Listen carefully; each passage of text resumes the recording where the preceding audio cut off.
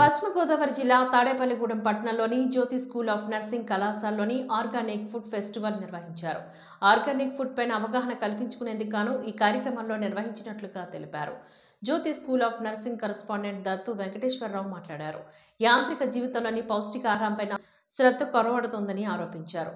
Tanuku SM school of nursing incharge చంద్రశేఖర్తో పాటుగా మరో 4 కాలేజీల విద్యార్థులు తదితరులు పాల్గొన్నారు.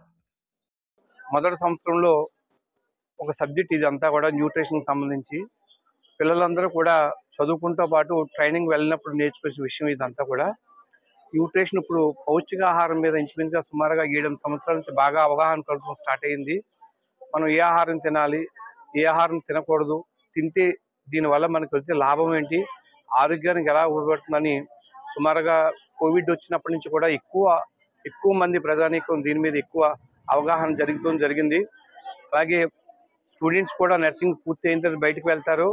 వీళ్ళందరూ కూడా ఈరోజు అవగాహన ఉంటే ప్రెగ్నెంట్గా ఉన్న ఆడవాళ్ళు ఎలాగా, బీపీ ఉన్నవాళ్ళు ఏ ఆహారం తీసుకోవాలి, షుగర్ ఉన్నవాళ్ళు ఏ ఆహారం తీసుకోవాలి, హిమోగ్లోబిన్ రక్తహీనత ఉన్నవాళ్ళు ఏ ఆహారం తీసుకోవాలి అని దాని మీద ఈ వాళ్ళ పెస్తున్న ఈ ప్రోగ్రామ్ చాలా ఇంపార్టెంట్ ప్రోగ్రామ్. ఇది పిల్లలతో పాటు పబ్లిక్, వాళ్ళ పేరెంట్స్కి, వాళ్ళ రిలేషన్స్కి అందరికి వెళ్తే ఆహార సూత్రాల వల్ల మంచి ఆరోగ్యం సంపాదించుకుంటారని ఉద్దేశంతో ఈరోజు ఈ ప్రోగ్రామ్